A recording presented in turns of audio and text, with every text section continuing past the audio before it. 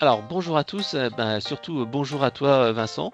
Moi ça me fait vraiment plaisir de faire cet épisode avec toi parce qu'on a déjà fait deux précédemment. Et surtout cet épisode, je pense que dans le contexte actuel, il est vraiment clé puisqu'on le voit ici avec tout ce qui est la vague de canicule, les incendies qui ont pour la première fois touché la région parisienne avec Fontainebleau. On voit le détroit d'Ormuz qui est arrivé, la guerre en Ukraine avec les problèmes de gaz. On voit Trump qui montre bien que l'Amérique travaille pour elle. Et ce qui m'a vraiment fait rire, mais vraiment rire et caricatural, c'est l'histoire du carton rouge lors de la Coupe du Monde. Il appelle le boss, non mais tu vas annuler le carton rouge. C'est là qu'on est vraiment, qu'on arrive dans une nouvelle ère. Et j'ai comme l'impression, moi, qu'en France, en fait, ce changement n'a pas encore été pris en compte. On le voit bien, un débat sur oui, il faut climatiser, non, on va s'adapter, alors qu'on voit que c'est vraiment un point de bascule où on est arrivé maintenant, et c'est là où il va falloir agir. Et pourtant, malgré les élections présidentielles qui arrivent, le sujet du changement socio-écologique, économique des années à venir n'est pas pris en compte. Et justement, c'est ce qu'on voudrait voir avec toi, c'est comment on pourrait faire pour faire changer les choses. Et c'est tout l'objet de cette présentation. Alors je te laisse la parole et je te laisse peut-être te présenter pour ceux qui ne te connaissent pas encore. Fred, merci encore pour cette invitation à discuter tous les deux de divers sujets ou diverses thématiques autour de l'écologie, des risques globaux. Moi, je suis très brièvement un essayiste qui essaye de proposer de la matière à penser sur les risques globaux. Je m'appuie sur du matériel théorique que j'ai commencé à rédiger il y a une trentaine d'années et qui constitue encore mon socle de travail et de méthodologie aujourd'hui. J'en parlerai un petit peu plus loin. J'ai fondé l'association Adrastia en 2014. N'hésitez pas à visiter son site pour explorer un petit peu ses intentions. Parler d'Adrastia, ça me permet de faire une transition avec la présentation de notre discussion d'aujourd'hui. Fred, tu m'as proposé un sujet qui est très vaste et en même temps extrêmement délicat. Comment changer? Alors moi, j'ai juste mis comment changer là, sur cette première image. Parce que je ne veux pas définir quoi ni comment encore. Là, il va falloir qu'on dégrossisse pas mal de choses. Qu'est-ce que ça veut dire changer? Est-ce qu'une transition, c'est un passage indolore vers autre chose? Est-ce qu'on maîtrise tout? Est-ce qu'il y a des grands déterminismes? Sur quoi a-t-on vraiment la main? Est-ce qu'on peut décider de notre destinée? Voilà, je vais essayer de donner quelques clés ou en tout cas d'explorer un petit peu ces questions qui sous-tendent le changement d'une façon générale. Et donc Adrastia, pourquoi je parlais d'Adrastia? Parce qu'Adrastia, elle a posé dans sa constitution, dans ses documents internes, qu'elle ne ferait pas de prosélytisme. Elle ne sait pas, cette association est là pour proposer un lieu d'échange, des discussions, de partage sur les risques d'effondrement en particulier, voilà. Mais elle s'interdit de prescrire, elle s'interdit de dire il faut faire ça pour que ça se passe mieux. Et je vais justement articuler l'intervention d'aujourd'hui avec la distinction entre ce sur quoi on a la possibilité d'agir versus ce sur quoi on ne peut pas agir, et surtout, qu'est-ce que ça fait de prétendre pouvoir agir? Si je devais mettre un sous-titre à l'intervention d'aujourd'hui, c'est prétendre pouvoir agir, est-ce que c'est vraiment pouvoir agir? Et est-ce que cette prétention-là a des effets sur la société? Ça, c'est vraiment une question qui m'intéresse beaucoup. Parce que beaucoup prétendent pouvoir agir et que, comme tu l'as très bien dit en introduction, les résultats ne sont pas à la hauteur des enjeux de très loin.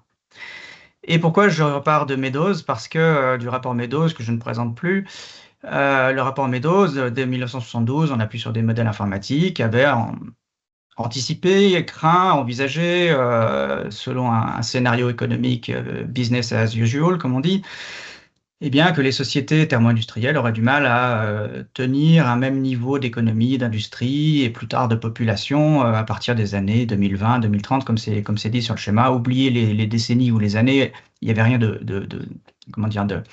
n'y avait pas de prescription, il n'y avait pas de prédiction, évidemment, dans le rapport Meadows. Il y avait des évaluations, des estimations de ce que ce système complexe pouvait devenir au fil des années s'il ne changeait pas justement ses fondamentaux. Et moi, ce qui m'intéresse dans ce rapport Meadows, c'est, là, il y a plusieurs courbes, la nourriture, la production de services, la production industrielle, la pollution et la population. Et il y en a une en arrière-plan qu'on a tendance un petit peu à oublier. Alors, toutes les courbes ont la forme d'une cloche, toutes, Mhm. sauf une. Et c'est celle-ci qui m'intéresse particulièrement. C'est que dans le rapport Meadows, quoi qu'on fasse, quel que soit le scénario, parce que le rapport proposait plusieurs scénarios, quel que soit le scénario, de toute façon, les ressources, au bout d'un moment, on finit par les épuiser. Alors, jusqu'à quel seuil? Est-ce qu'il y a une forme de renouvelabilité dans certaines ressources qui permettrait de stabiliser une société moins exigeante, moins consommatrice de ressources? Peut-être, on n'en sait rien, mais en tout cas, les ressources non renouvelables, elles sont consommées, point. Voilà. Donc, au bout d'un moment, les sociétés, elles doivent s'adapter à un monde où il y a moins, en particulier, d'énergie. Alors, j'ai passé une partie de ces derniers mois à programmer avec les outils extrêmement performants d'intelligence artificielle qui existent aujourd'hui, qui sont disponibles. Moi, je ne suis pas du tout développeur, je ne suis pas du tout codeur, mais grâce à ces outils-là, on peut développer relativement facilement. Ça m'a quand même demandé pas mal de travail. Donc, j'ai développé une application qui s'appelle Tendance Data Graphique. Voilà, c'est une application qui fera partie d'un ensemble d'applications d'une suite que je présenterai à la rentrée, et qui permet tout simplement d'explorer les bases de données et de comparer des tendances. Voilà. Et grâce à cette application, je peux par exemple facilement en quelques clics reproduire la corrélation extrêmement forte qu'on constate historiquement entre la consommation d'énergie primaire et la croissance du PIB. Donc là, c'est bien une croissance du PIB en pourcent, et en rouge, vous avez la consommation d'énergie primaire en térawattheure.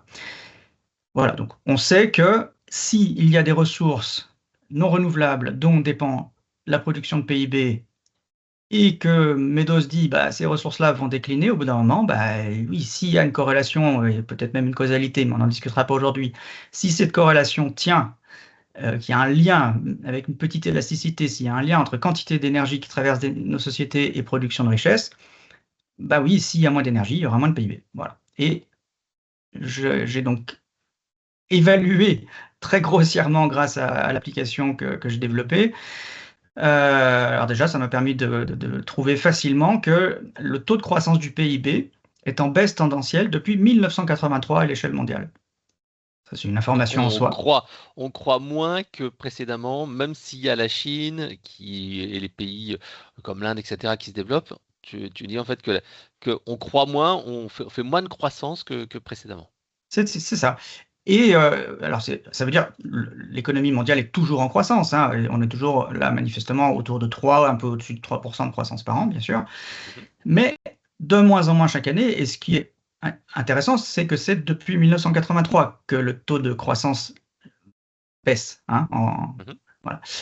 Et si je prends un peu arbitrairement, mais quand même comme un repère, les 20 dernières années, entre 2006 et 2026, tendanciellement, si je prends la tendance des 20 dernières années de croissance du PIB et que je prolonge la tendance comme cette application me permet de le faire, je trouve une récession, c'est-à-dire le passage sous zéro du taux de croissance du PIB en 2100.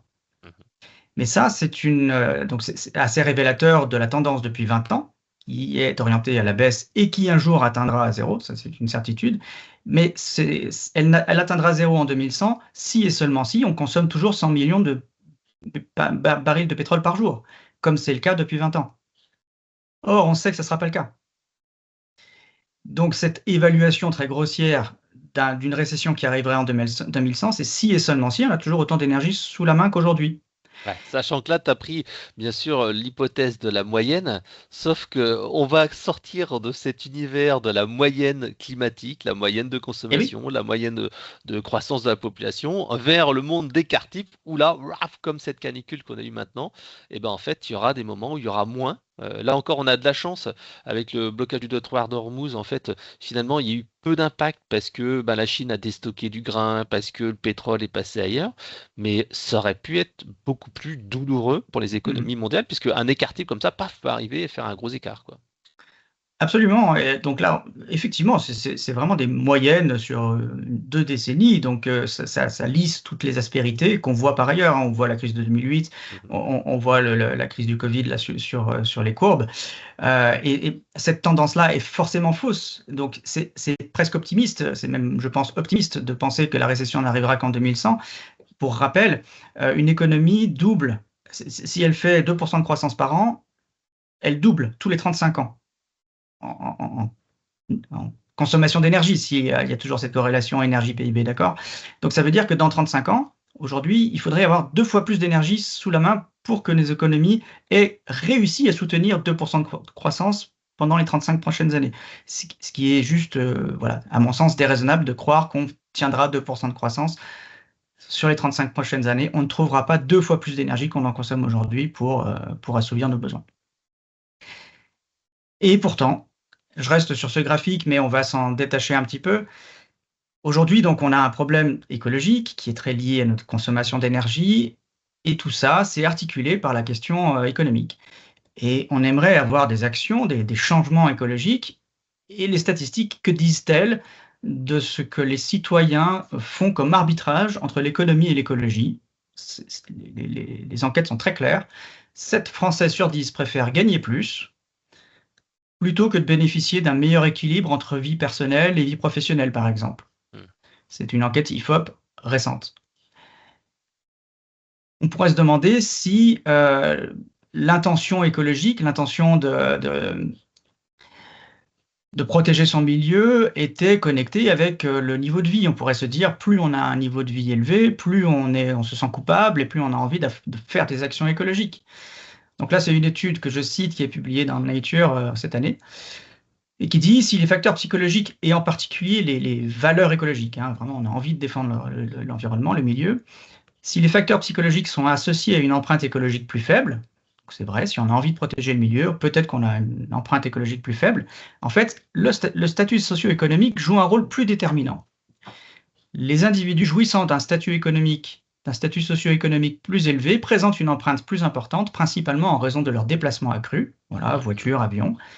Et de manière contre-intuitive, c'est important, plus leur positionnement en faveur de l'environnement est marqué, plus leur empreinte est élevée. Voilà une première information qu'on va garder en tête sur peut-être à quoi sert l'intention déclarée de changer des choses sur son comportement afin de protéger le milieu et de faire de l'écologie, si on peut le dire comme ça. Et voilà, il y a une autre étude qui m'intéresse beaucoup, qui fait le lien entre la confiance que les citoyens et les citoyennes peuvent avoir en leur gouvernement, en leurs représentants, et l'économie. Et ce que cette étude a montré, c'est que les personnes ayant des expériences historiques dans leur vie de croissance du PIB plus élevée font davantage confiance à leur gouvernement. Donc il y a... Ouais, parce que ça a maintenu la croissance. Ils ont dit, bah, si ça a marché jusqu'à présent, pourquoi ça va s'arrêter? Par contre, bah, si tu as été en difficulté, que tu n'as pas été aidé, tu dis, bah non, ça marche pas. Et c'est le fameux, entre guillemets, faut que ça change. Et se dire, bah, je vais passer aux extrêmes parce que là, je suis pas content, parce que ma situation n'est pas bien, parce que ceci, cela. Et c'est les élites, etc., etc. Et c'est vrai que ce discours sur les élites, je l'ai entendu dans un podcast il n'y a pas très longtemps, où l'intervieweur disait, mais c'est qui les responsables? C'est qui les gouvernements? Et je dis, mais dans ma tête, enfin, je disais, mais mec, toi aussi, tu es responsable. Malheureusement, j'avais pas l'intervieweur sous la main, mais je lui ai dit, mais t'es parti où à Noël cet été? Est-ce que tu manges du bio à Noël ou cet été, hein? Est-ce que tu manges du bio? Est-ce que tu utilises ta bagnole tout le temps? Quelque part, c'est facile de trouver des coupables ou de chercher des coupables ou dire que ça doit changer. Faut aussi, enfin, moi je crois beaucoup à l'exemplarité. Et Ouais, c'est on va en parler. ouais, parce que dans le phénomène de la culture client en entreprise, quand tu veux diffuser une culture client ou tu veux changer la culture client, un des meilleurs leviers, c'est l'exemplarité, montrer ce qu'il faut faire et être présent et surtout la régularité. Mais je te laisserai peut-être Mais oui, poursuivre. alors tu viens de dire un mot-clé que j'utiliserai en conclusion ou en presque conclusion. Justement, on est vraiment tout à fait raccord sur les prescriptions.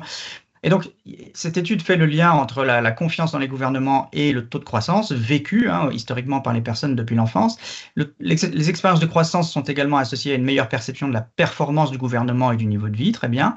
Et pour te rejoindre parfaitement, l'étude te confirme tes propos. L'étude trouve des preuves d'un paradoxe de la confiance, selon lequel la confiance moyenne dans le gouvernement, toute chose égale par ailleurs, est plus faible dans les démocraties que dans les autocraties.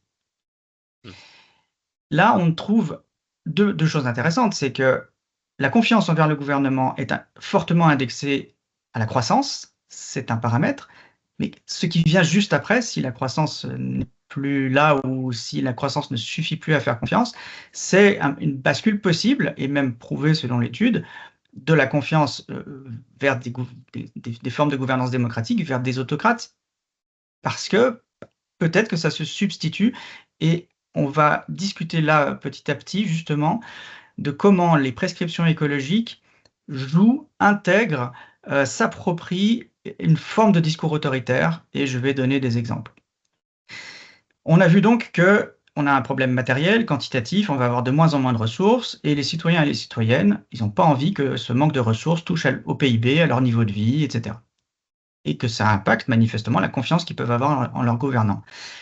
Donc, comment faire pour articuler une contrainte matérielle à un discours écologique et économique à la fois? D'accord? Est-ce qu'il est possible de dire on va avoir moins de ressources, moins de PIB, donc c'est bien, c'est vertueux en soi pour l'écologie, mais on aura moins de richesse, sachant que si on dit ça, bah, on risque d'être rejeté. On Ouais. risque d'avoir une perte de confiance de l'audience. Eh bien, il y a des explications. Au cœur des institutions les plus prestigieuses de recherche sur l'avenir économique, il y a une articulation de la contrainte avec le maintien du PIB qui est fondée sur une pensée magique que je vais décrire. Je vais donner un exemple très précis. Tout le monde connaît l'économiste Thomas Piketty. Il a publié récemment avec d'autres auteurs, Lucas Chancel, Jonas Dietrich, Cornelia Moren, une dizaine d'auteurs, un peu moins d'une dizaine. Et donc, pour le World Inequality Lab, ils ont lancé un projet qui s'appelle le Global Justice Project. Puis il y a un premier rapport qui est sorti donc l'économiste Timothée Parikh en a fait une description. Je vais lire un peu de la description de Timothée, puis après je lirai un des éléments du rapport lui-même. Donc dans l'un des documents de travail de ce rapport co-signé par Thomas Piketty, les auteurs intègrent la valorisation des loisirs et de l'habitabilité planétaire dans une mesure de bien-être plus globale qu'ils appellent le PIB augmenté. Mmh. Pour le temps de travail, il suppose qu'une heure supplémentaire de loisir a la même valeur marginale qu'une heure de travail. Autrement dit, le loisir est valorisé au regard du salaire horaire auquel on a renoncé. Donc là, on a une sorte, à mon sens, de mystification. C'est-à-dire qu'ils savent très bien que le PIB est indexé, très fortement corrélé à l'énergie qui traverse nos sociétés, à la quantité de transformation qu'on opère. Mais c'est très embarrassant parce que si on peut faire moins de transformation, soit parce qu'on a moins de ressources, soit parce qu'on fait de l'écologie, donc il faut moins impacter le milieu, ils savent au fond d'eux que ça va impacter le PIB Mmh. et que ça va générer du mécontentement. Et donc, ils créent un objet conceptuel artificiel qui serait un PIB qu'ils appellent augmenté, dans lequel des choses qui ne produisent pas de valeur aujourd'hui, les loisirs, hein, Mmh. comme ça, sans plus d'argumentation, vont là devenir des activités créatrices de valeur. Les loisirs, ça va créer de la valeur. Mais on ne sait pas comment. Et justement, on ne sait pas comment, et là, je vais vous lire plus méticuleusement un des éléments du dossier, du rapport.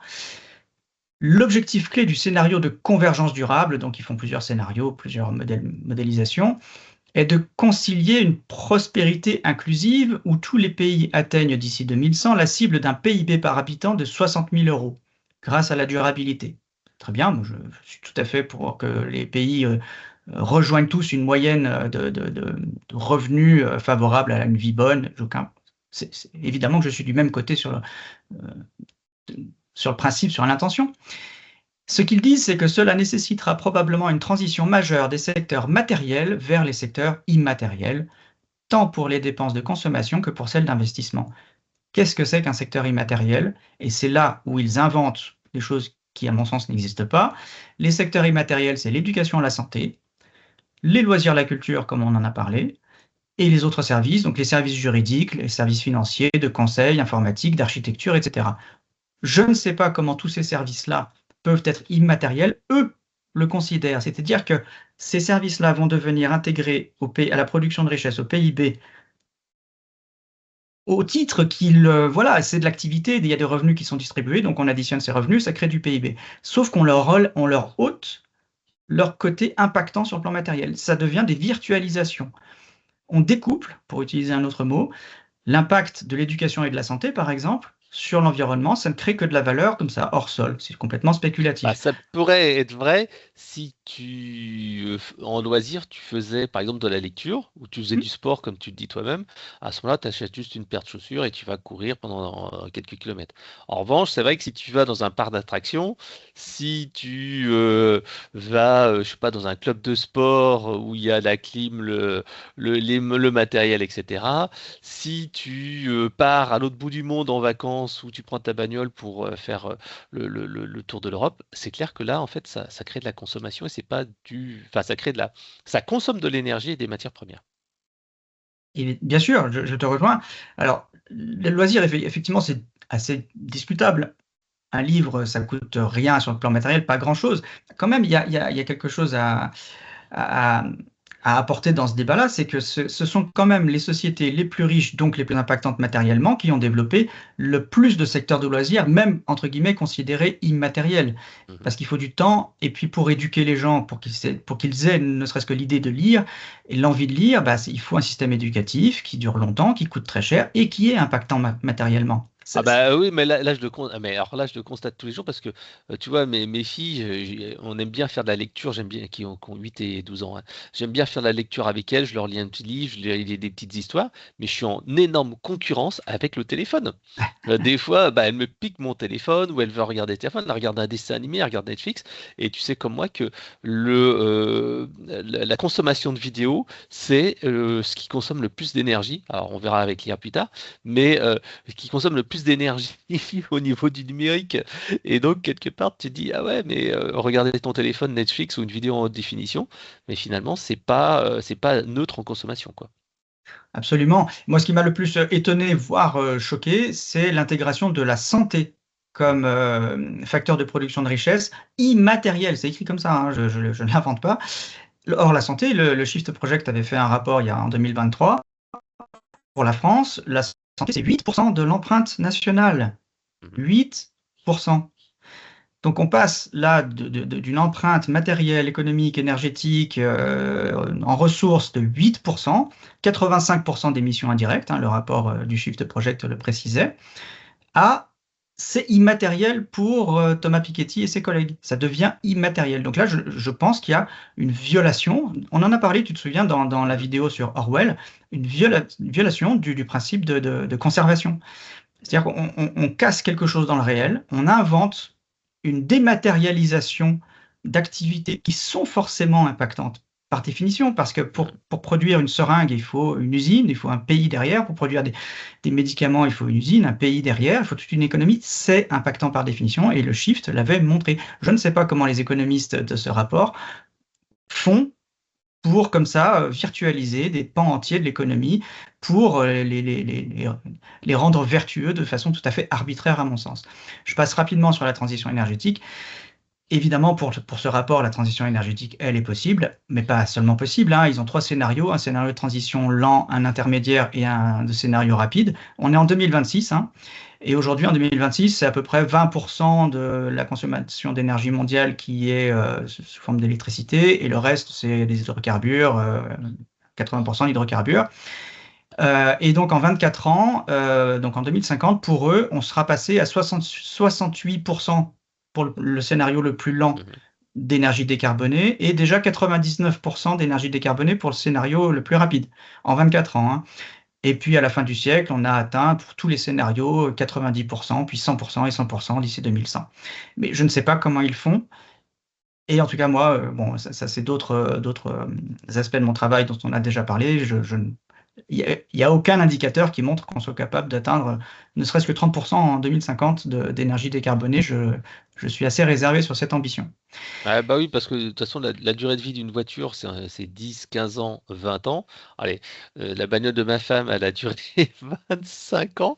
Mais tu vois, tu vas pas changer tout le parc de voitures qui sont thermiques comme ça, même s'il y a le deadline qui va être repoussé sur les véhicules, enfin, enfin, bon, qui arrive, tu peux pas remplacer tout le parc de voitures en 30 ans, quoi, ou quelque chose comme ça. C'est très compliqué.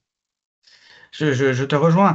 Je suis contrarié, le mot est faible, par ces rapports qui sont appuyés par la science, une science économique qui est quand même opposable, qui s'appuie sur des modélisations, des calculs, des mathématiques rigoureuses, et qui produit des narratifs dans lesquels la matérialité est déniée, au sens vraiment, il n'y a plus de lien matériel entre une activité dont on voit très bien qu'une ambulance, ça consomme du pétrole jusqu'à ce que ça consomme de l'électricité, mais il faut quand même la fabriquer, cette ambulance. Il y a une matérialité derrière le secteur de la santé, et des acteurs de l'économie contemporaine inventent que ça ne coûte rien, et même ça va au-delà, hein. Ce sont des secteurs qui ne coûtent plus rien sur le plan écologique, ils sont immatériels, mais ils continuent à produire de la valeur pour enrichir le PIB positivement. Donc le PIB, il est augmenté, comme ils disent, et il est délesté de tous ces aspects négatifs pour ne devenir qu'une entité, qu'un indicateur positif, alors que le monde derrière sera tout autant détruit par le secteur de la santé en 2050, s'il est toujours aussi puissant qu'aujourd'hui, et je le souhaite pour toutes les personnes qui sont en mauvaise santé. Ce qui m'embête, c'est cette forme de collapse washing où le réel disparaît derrière des narratifs qui sont par ailleurs très puissants socialement, et j'y viens. On en a déjà discuté aussi tous les deux. L'espèce humaine est particulière en ce qu'elle est très très fortement capable de coopérer bien plus que les autres espèces. Et puis elle a cette contrariété existentielle de savoir au fond d'elle qu'elle impacte son environnement, qu'elle a une puissance d'action, une puissance d'emprise très grande, et qu'elle, bah oui, elle dégrade ses biotopes autour d'elle depuis très longtemps, et de plus en plus avec le temps. Et ce qui axe son évolution, c'est pas tant sa quête de rationalité, de vérité, de découverte authentique de ce dont est fait le réel. La science, c'est quelque chose de relativement récent, la méthode scientifique dans l'histoire de l'humanité, même si elle était expérimentalement pratiquée sans se nommer de cette façon-là, lorsque les chasseurs-cueilleurs inventaient des outils ou créaient des outils ou des techniques, bah oui, ils testaient, ils éprouvaient, puis ils ne conservaient que ce qui fonctionnait, donc il y avait une forme de méthode scientifique prototypique, mais l'avoir conceptualisé en tant que méthode, c'est relativement récent dans l'histoire, et ça n'est pas la méthode scientifique qui régente la gouvernance des sociétés. Pas du tout, ça ne l'a jamais été, et il le faudrait peut-être pas. Je ne suis pas de ceux qui pensent que la science doit gouverner les sociétés. Mais ce qui est sûr, c'est qu'elle ne l'a jamais fait jusque-là, et plutôt même pas du tout, au contraire. La théorie argumentative du raisonnement, on en a peut-être déjà parlé ensemble, soutenue par Hugo Sperber. Ah bah oui, j'ai oublié de passer les slides. Voilà, ça c'est le slide sur le Global Justice Report dont je parlais précédemment. Et puis là, la slide sur le rapport décarboner la santé par le shift. Et on en arrive à la théorie argumentative du raisonnement qui est soutenue par Hugo Mercier et Dan Sperber, qui dit que on ne parle pas entre nous vraiment pour trouver des réponses à nos questions. On n'a pas pour objectif de découvrir la vérité quand on discute. On a, en gros, en résumé, pour objectif de coopérer et de rester ensemble autour d'un débat, quel que soit le fond du débat. Selon la théorie argumentative du raisonnement, la motivation à répondre à quelqu'un, à raisonner, à contre-argumenter, c'est le rejet d'une information par la personne à qui on souhaitait la communiquer. C'est juste essayer de convaincre, essayer d'entretenir un débat autour. Voilà, la fonction du raisonnement n'est pas de nous aider à former de meilleures connaissances, mais d'évaluer des arguments afin de déterminer les prémices qui seront convaincantes ou les conclusions qu'il faut accepter. Mais comme ce qu'il faut accepter n'est pas déterminé par une enquête sur le réel, ça peut très bien être déterminé, par exemple, sur le déni de l'empreinte matérielle du PIB. Il faut penser l'écologie aujourd'hui comme étant portée par un désir profond de ne plus avoir à percevoir quotidiennement que l'acquisition d'un niveau de confort X, c'est une dégradation Y du milieu et qu'on ne peut pas découpler ça dans le réel. Je pense que nous discutons entre nous, ou plutôt, il y a quantité de narratifs écologiques qui existent, mais ceux qui dominent, ceux qui sont sélectionnés par le groupe, par le collectif, c'est ceux qui favorablement sont capables de découpler dans le narratif le rapport entre un niveau de richesse obtenu et un niveau d'impact. Et ce sont ces narratifs-là qui sont mis en avant.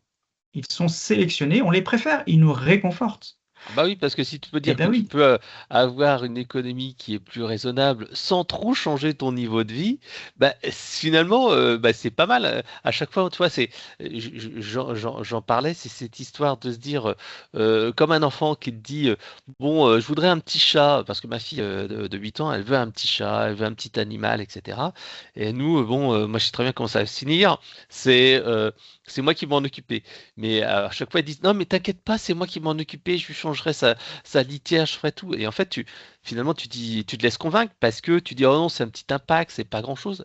Alors que non, tu te mens à toi-même parce que tu veux faire plaisir, en fait, à l'enfant. Voilà. Et c'est tout à fait naturel et c'est tout à fait respectable.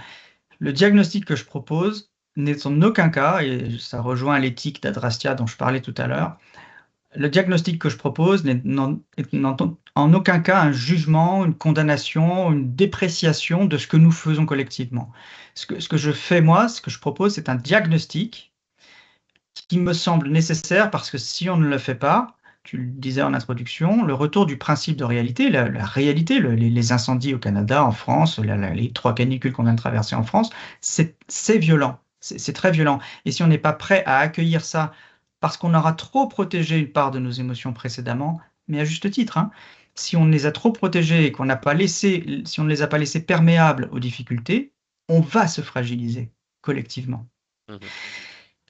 Ce que dit la théorie argumentative du raisonnement, c'est que, en résumé, il est tout à fait, enfin, il n'y a pas de cadre préalable à la rigueur de ce qui est énoncé et qui fait corps avec la société comme narratif collectif soutenu et en quel on croit. Voilà, c'est très important de tenir compte du fait qu'on peut croire, en résumé, à tout et n'importe quoi et que ça, c'est fonctionnel pour nos sociétés. Je vais aller un tout petit peu plus loin. Il est fonctionnel pour une société comme la nôtre d'avoir un Thomas Piketty et autres qui dit on peut découpler le PIB et l'empreinte matérielle parce que c'est aussi un instrument de domination. C'est aussi une légitimation ou une disculpation de nos sociétés pour continuer à exploiter les ressources, mais sans que ceux chez qui les ressources sont exploitées puissent s'opposer, puisqu'en fait, il n'y a plus les narratifs collectifs en interne de nos sociétés pour intégrer ces contre-discours, ce refus de l'exploitation des ressources. C'est complètement ôté. On empêche de la considération même de la négativité qui existe forcément quelque part sur la planète quand on consomme trop de ressources. Et donc, forcément, ces narratifs sont, entre guillemets, utiles et fonctionnels dans un monde libéral, capitaliste, productiviste, extractiviste, croissanciste, parce qu'ils facilitent la domination. Ils ont une fonction de disculpation en même temps qu'ils s'énoncent. Et donc, c'est assez ironique et malheureux, et je le déplore, je suis le premier à le déplorer, que des économistes plutôt de gauche, franchement de gauche, dont je suis, écrivent des narratifs qui sont en fait parfaitement compatibles avec des sociétés qui sont toxiques fonctionnellement pour une bonne partie du reste de la planète. Voilà. Et alors, à leur décharge, leurs narratifs sont aussi ceux que la société a envie d'entendre, donc ils sont sélectionnés, ils ne font que répondre, encore une fois, théorie argumentative du raisonnement, ils répondent à ce que la société, à ce dont la société a besoin, par réconfort émotionnel, par besoin de se sentir mieux autant que possible intérieurement. Voilà, donc en résumé, on peut raconter n'importe quoi en écologie, ça procure du réconfort émotionnel, un sentiment d'appartenance, une identité sociale. Voilà, c'est nécessaire, c'est à ça que servent les récits. Ça procure du crédit social. L'émetteur du récit valorisé par la société, bah, il a du crédit social et donc il va chercher à en obtenir toujours plus. Et puis du crédit tout court, hein, parce que bien sûr que ces narratifs-là, ils sont soutenus, financés, subventionnés, évidemment. Et encore résumé, piétiner les principes de conservation dont on parlait dans la vidéo sur Orwell, c'est promu socialement et ça fonctionne. On peut ajouter à cela qu'il a été montré en psychologie que quand on est dans une situation d'incertitude, comme c'est le cas aujourd'hui, de fragilité émotionnelle parfaitement compréhensible, en fait, ça altère nos capacités de raisonnement qui sont déjà pas celles sur lesquelles on s'appuie au quotidien, hein. Ça les altère et ça nous fait adhérer d'autant plus à des récits, quels qu'ils soient, au titre qu'il faut répondre rapidement à des émotions déstabilisées. C'est-à-dire que plus on est déstabilisé émotionnellement, plus on va adhérer à un récit sans vérifier son authenticité, sa valeur, son crédit, sa rigueur. il y a ce critère-là d'urgence à répondre à un besoin émotionnel profond du public, et donc certains le font, quitte à raconter n'importe quoi, je le redis. Ouais, c'est toujours la facilité de croire qu'il y a quelqu'un, c'est le fameux sauveur qui va arriver, le héros, ou la solution. Quelle est la solution? C'est que souvent les journalistes, quand ils demandent mais comment on peut faire, quelle est la solution pour corriger le problème? Et c'est vrai que bah, il y a pas longtemps, Laurent Testo était en interview et puis il y avait des intervieweurs qui leur disaient, qui lui disaient, bah alors qu'est-ce qu'il faut faire pour limiter le réchauffement climatique? Parce qu'il parlait des civilisations qui avaient été impactées par le réchauffement climatique. Et il leur disait, ben, c'est simple, déjà, vous commencez à prendre moins l'avion, vous mangez moins de viande, vous consommez moins. Et c'est vrai que, ah ouais, c'est ça qu'il faut faire. Bah ouais, moi je voulais une solution. Il n'y a pas de technosolutionnisme à ce Ouais. niveau-là. En fait, il y a des efforts à faire, en fait. Plus que des efforts, un changement de société. Parce que c'est vrai que si je dis effort, ça va être encore trop. On a parlé de l'atténuation, la diminution, etc. Et juste faire un effort ne suffira pas. Juste faire un effort ne suffira pas, en effet, et pour éviter de dire qu'il faudrait faire des efforts, réduire ses revenus intentionnellement. D'ailleurs, je salue à nouveau, hein, ce que tu as écrit dans ton travail. Tu travailles dans un domaine où on est, c'est sans doute le marketing, un des derniers domaines où on a envie de parler de négativité, et toi, tu as réussi à le faire, je le Bah, salue. C'est pas mais évident, ça a hein. été un échec parce que les gens n'étaient pas prêts à recevoir ça. Moi, j'ai bien vu. Les gens qui étaient penchés sur l'écologie, le bouquin, ça les intéressait pas parce que je parlais de business, d'adapter, etc., etc. Et les gens qui étaient dans le marketing disaient non, mais moi, mon métier, c'est faire plus de croissance, c'est faire plus de business. Je vais pas faire moins de croissance. Je dis ouais, mais concentre-toi sur la marge, adapte-toi. Ben, ça a été un échec parce que c'était pas le moment, pas le bon discours, pas la bonne cible. Et ça ne marche pas. Et pour autant, je pense que c'est utile, et je te dirai pourquoi, à mon sens, ça pourra être utile demain, même si ça a été un échec à court terme.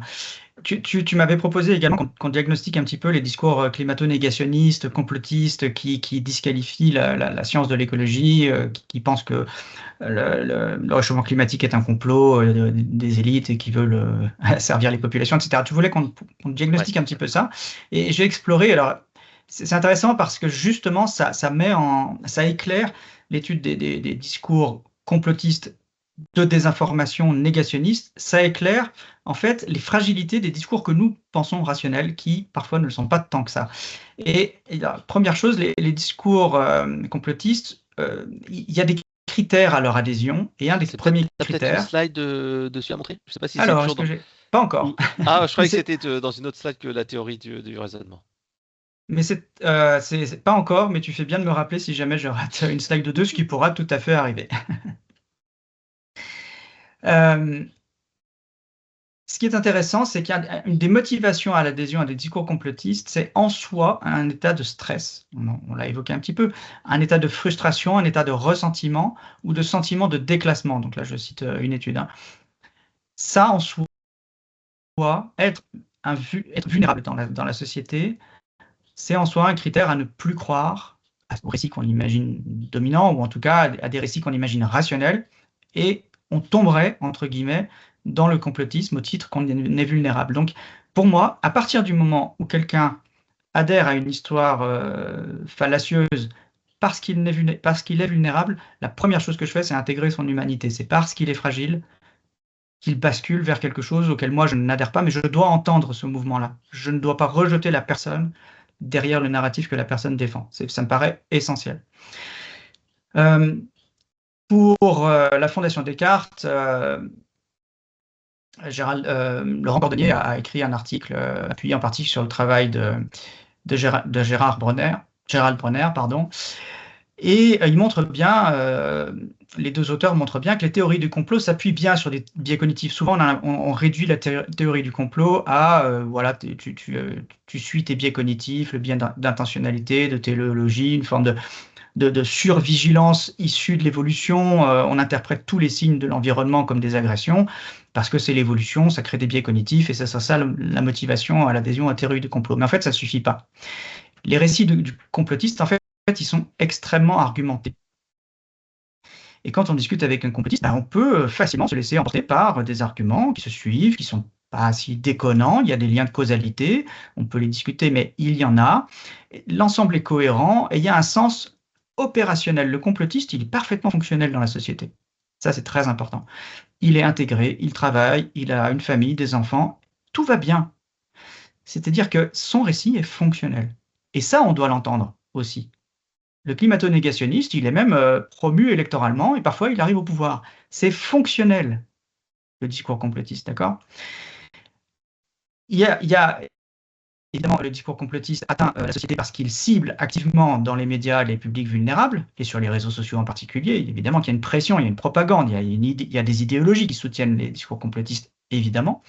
Et cette surreprésentation médiatique, elle est intéressante parce qu'en fait, et il y a une étude là-dessus, elle pourrait même en soi générer une défiance à l'égard des médias. Alors je vais préciser ça. Il y a un mouvement envers les discours complotistes qui est de fact-checker. Mm. Et il y a sur Radio France une équipe qui s'occupe de fact-checker. Sur la plupart des chaînes du service public, il y a une équipe qui s'occupe de vérifier les faits. Et puis qui font des émissions et qui débunkent. Voilà, c'est le mot à la mode. Sur les réseaux, dans la science, les scientifiques s'occupent de débunker le climato-négationnisme. C'est une activité en soi et sans doute nécessaire, mais il y a quelque chose qui peut coincer. Et il y a une étude donc, qui a été faite sur les effets potentiellement contre-productifs du fact-checking. L'étude a constaté qu'effectivement, fact-checker, donc débunker, ça permet aux gens de corriger leur narratif et voilà, ça marche, ça peut marcher. D'accord. Mais il y a aussi quelque chose d'un petit peu plus moins intuitif, c'est que dans l'ensemble, le fact-checking, eh ben, ça crée une perte de confiance envers les médias en général. On va écouter les complotistes, certains voilà, vont écouter les médias pour débunker leur propre narratif, certains d'entre eux vont modifier leur narratif, mais en moyenne, ça va créer comme un effet de ternissement de la vérité, au sens qu'à force de toujours devoir rappeler ce qu'est la vérité, c'est elle-même qui se retrouve fragilisée, comme si elle ne tenait pas par elle-même, là c'est mon interprétation, et qu'elle ne pouvait tenir que par une surenchère de justification, et en particulier de justification scientifique. Et cette surenchère de justification scientifique, finalement, ça peut créer un doute dans le public lui-même. C'est comme si la réalité derrière les fact-checks, derrière les debunks, était devenue d'autant plus fragile intrinsèquement qu'il faille en permanence, la rétablir. Et ça, en quelque sorte, ça rejoint la théorie argumentative du raisonnement, c'est-à-dire qu'il y a les théories du complot climato-négationniste et les debunks se répondent et s'auto-entretiennent les deux. Et finalement, les théories du complot et les idéologies qui les soutiennent gagnent. Parce que c'est parce que certaines théories du complot sont fortement débunkées que finalement l'ensemble de la démarche d'accès au réel finit par être décrédibilisée. Alors, je comprenais par deux choses. La première, en fait, c'est parce que j'ai fait une publication la semaine dernière où je montre en fait que quand tu as un sol qui est complètement desséché, en fait, il absorbe moins l'eau. Et c'est vrai que je trouvais la démonstration assez évidente puisque tout le monde a eu chez soi une éponge qui est sèche et que tu testes de mettre de l'eau, Mmh. ça absorbe pas l'eau. Bon, ça paraît évident. Et pourtant, sur cette vidéo, j'ai dû expliquer pourquoi en fait c'était pas juste le fait qu'il y ait de la végétation, qu'il y ait du trou d'air, etc., etc. Et j'ai dû m'appuyer sur l'intelligence artificielle et aller lui dire, aller avoir les trois étapes liées aux trois vers, où l'herbe était verte, l'herbe était moyennement verte, l'herbe était totalement asséchée, pour pouvoir justifier. Et c'est vrai que Mmh. je crois que c'était Jean-Marc Jancovici ou un autre qui disait que pour rétablir une vérité, il faut argumenter 3 fois plus. Donc c'est vraiment une perte de temps même si c'est important. Ça, c'est la première chose. Et la deuxième chose, je dirais que si on reste sur le domaine du entre guillemets complotisme ou des gens qui sont négationnistes sur le climat, ça aussi c'est auto-entretenu par les réseaux sociaux. On voit bien bien que sûr. les vidéos que tu vois sur les réseaux sociaux, les gens regardent beaucoup. Enfin, moi, j'ai plus de télé depuis longtemps, même si ma femme regarde la télé sur la tablette, je regarde comme pas mal les réseaux sociaux. Et c'est vrai que comme les réseaux sociaux t'affichent ce que tu aimes bien, et ben, tu as tendance à renforcer ton message et te dire, ah oui, mais finalement, je suis pas le seul à le penser. Et ça renforce en fait ces oppositions entre les extrêmes. Voilà, tu le dis parfaitement et c'est maintenant tu me permets cette transition que je passe à la slide suivante. C'est quelque chose que j'ai, théorisé il y a donc une petite trentaine d'années maintenant. J'ai révisé ce texte en 2024. C'est ce que j'appelle, on pourra discuter largement de cet intitulé, de la dichotomie à l'axe. C'est-à-dire que, comme le dit, Hugo Mercier et Dan Sperber avec leur théorie argumentative du raisonnement, et comme tu l'illustres là, il y a une opposition entre des discours, l'un qu'on pense rationnel et l'autre qu'on pense irrationnel, chacun dans son camp pense que l'autre est irrationnel, et qu'il y a une forme d'équilibration, et que tout ça, finalement, s'articule autour d'une trajectoire collective qui, elle, ne dévie pas, en fait. On est toujours aussi peu écolo aujourd'hui, enfin, on ne peut que le constater, c'est difficile aujourd'hui de dire que les ambitions écologiques ont eu du succès. Par contre, bah, on débat toujours. Pour en revenir à la transition énergétique, je fais une petite parenthèse. En science, la démarche scientifique oblige normalement celui qui fait une affirmation à apporter les preuves de son affirmation. La transition énergétique n'a pas apporté les preuves de sa possibilité, et donc les scientifiques qui s'opposent à l'idée de faire une transition énergétique cherchent en permanence à réfuter la possibilité de faire la transition énergétique, à démontrer qu'elle n'est pas possible. En fait, c'est pas le but. En science, on ne doit pas démontrer que quelque chose est impossible. Ça ne fonctionne pas comme ça, la science. On doit d'abord démontrer que quelque chose est possible. Sauf que si on fait ça, si on n'attend que de la science qu'elle dise je suis sûr que ça marche pour la transition énergétique, ben, il n'y a plus de débat. On est obligé d'attendre que, voilà, La réalité ou les faits nous disent, bah non, finalement, voilà. c'est pas si simple. Alors que là, on fait des débats complètement stériles, inertes et contre-productifs entre des modélisations qui ne tiennent pas la route et des contre-modélisations qui ne tiennent pas plus la route, puisqu'on ne peut pas réfuter quelque chose qui n'est pas solidement étayé au départ. Et donc, c'est ce que j'appelle, à mon sens, la loi de la dichotomie à l'axe, c'est que le positionnement de chaque individu groupe autour de l'axe évolutif, c'est ce que j'appelle une forme de déterminisme évolutif, ce positionnement est défini en fonction des autres individus ou groupes contre lesquels l'individu s'oppose, dans le rejet de ses propres contradictions existentielles. Je pense que c'est ça l'articulation de nos débats fondamentalement, c'est que on a tous un problème, moi aussi, avec la matérialité qui nous permet d'obtenir notre niveau de vie. Ça nous contrarie émotionnellement, intérieurement, et on se déleste de ce poids émotionnel dans un débat collectif qu'on auto-entretient par polarisation et qui ne change rien, lui, à la réalité. Je passe à la réactance pour passer à un autre niveau de verrouillage collectif, social collectif des perspectives, voilà, de conversion des narratifs écologiques en vraiment en action efficace. Ça ne marche pas. Et il y a un autre paramètre à prendre en compte, c'est la réactance. Donc la réactance, selon Fabien Girandola, dont je lis une part du texte là, c'est la façon dont les individus réagissent lorsque leur liberté est menacée ou lorsqu'ils ont le sentiment qu'elle pourrait l'être, comme ce peut être le cas lors d'une tentative de persuasion, ce qu'on fait chaque camp, irrationnel contre irrationnel, etc. On essaye de persuader l'autre, mais ce que ça provoque en fait, c'est que la réactance étant motivationnelle par nature, elle va pousser l'individu à adopter des stratégies visant à la restauration de sa liberté ou de sa perception de liberté. La réduction de cette réactance s'exprime souvent par le rétablissement de la liberté en radicalisant ses opinions ou par la réalisation de comportements contraires à ceux escomptés. Dans l'écologie, il va falloir faire des efforts. Faire des efforts, c'est réduire son empreinte environnementale, c'est moins consommer. On a le sentiment d'une perte de liberté.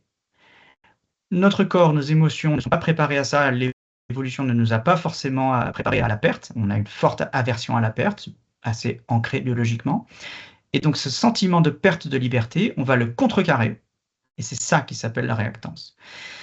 Et ça s'articule de la façon suivante. La production d'une contre-argumentation, c'est-à-dire d'éléments contraires à ceux proposés dans le message. Ça, on le voit tous les jours dans l'écologie. La décrédibilisation de la source du message. Celui qui veut m'enlever de la liberté, je le décrédibilise. C'est ce que font les climato-négationnistes avec les scientifiques, et réciproquement. La production d'affects négatifs envers la source et ou envers les contre-attitudinaux, peu importe. Donc les affects négatifs sont la colère, l'irritation et l'énervement. On le voit tous les jours sur les réseaux sociaux. Et bien sûr, l'exposition sélective à l'information, c'est-à-dire que la personne qui a le sentiment qu'on va lui enlever de la liberté parce qu'on lui demande de faire des efforts écologiques, elle va se cantonner à lire plutôt ce qui confirme sa croyance initiale. Et la réactance, c'est ce qui vient articuler, à mon sens, l'un et l'autre des discours qui s'opposent dans l'écologie, ceux qui sont le plus dans le déni et ceux qui ont des dénis qui sont plus rationalisés et qu'on préférerait, mais qui sont guère plus solides que les discours climato-négationnistes. Je précise quelque chose là. Je dénonce les modèles économiques fondés, comme ceux qu'on a vus tout à l'heure, sur un déni du lien entre la matérialité et le PIB, au titre que ça ne me paraît pas rationnel. Je pense que ça n'est pas rationnel. Je ne les mets pas pour autant au même niveau que les discours climato-négationnistes. Il y a quelque chose qui ressemble dans les deux cas à une irrationalité. L'intention n'est pas la même, pas tout à fait la même. Il faut quand même garder un esprit critique qui ne soit pas à dire tous les discours se valent au titre qu'il y a de l'irrationalité dans tous. Parce que ça voudrait dire que vraiment, il n'y a plus de repères du tout dans la société. D'accord ? C'est pas mon discours. En revanche, je peux dire de façon très critique qu'il faut manger moins de viande. Et plus du tout, si on a envie de plus manger de viande du tout, ce serait parfaitement vertueux. Il faut collectivement, en tout cas, qu'on soit vegan, végétarien ou pas, il faut manger moins de viande. C'est une nécessité écologique. La viande est un désastre écologique, climatique, humain. Parce qu'au lieu de nourrir du bétail, on pourrait nourrir des humains avec les céréales et les oléagineux qui sont produits. C'est un désastre, l'élevage. En revanche, je pense qu'il y a une façon de présenter le discours contre l'élevage qui engendre de façon très claire une contre-réaction de type réactance, parce qu'il est en soi autoritaire, hautain, supérieur, vraiment se présentant comme une évidence qu'il faut manger moins de viande et qu'il faut devenir végétarien, parce que pour des raisons morales qu'on peut entendre, pour des raisons écologiques qu'on peut entendre, etc. Mais il y a une façon de présenter un discours à l'autre qui soit intègre les contradictions de l'autre, parce qu'on ne peut pas être sûr de ne pas en avoir soi-même, les intègre pour qu'on puisse tous discuter ensemble, ou qui engendre cette fameuse réactance qui va juste faire que la personne va rejeter le discours parce qu'on lui enlève sa liberté et va se propulser dans une surconsommation de viande parce que juste, il prend plaisir à contredire le discours moralisateur. Et donc, ces deux façons de présenter un discours militant, il y en a une qui me semble être toxique dans le sens où le bilan, c'est qu'il n'y a pas de résultat du militantisme contre le bétail aujourd'hui. Et possiblement, dans certaines sociétés, on mange peut-être d'autant plus de viande, c'est même le cas aux États-Unis, que certains procèdent à des discours agressifs envers les viandards ou les carnistes, comme on le dit. Et je viendrai un peu plus tard sur la façon qu'on peut avoir de discuter de la même chose en engendrant moins de réactance pour avancer vers une consommation globale de viande qui soit inférieure et qui, là, vraiment serait vertueuse. Et justement, on y vient. Comment on fait pour dépasser la valorisation sociale? J'ai écrit mes phrases de transition sur cette slide, avec une petite phrase ironique en titre. Est-il trop tard depuis toujours? Est-ce que vraiment l'humanité passe son temps depuis qu'elle existe à discuter de ces contradictions sans vraiment vouloir les résoudre? Alors, est-ce qu'on peut dépasser la valorisation sociale des promesses irrationnelles? Est-ce qu'on peut dépasser les verrous psychologiques au changement? Est-ce qu'on peut ne pas engendrer de réactance? Alors, j'ai quelques propositions. Ouais. Il y a quelque chose qui est contre-productif dans l'action, c'est d'engendrer un découragement suite à une succession d'échecs, une répétition d'échecs, malgré des efforts sincères envers l'écologie. Ça crée la succession d'échecs, mais je pense que tu connais la problématique en entreprise.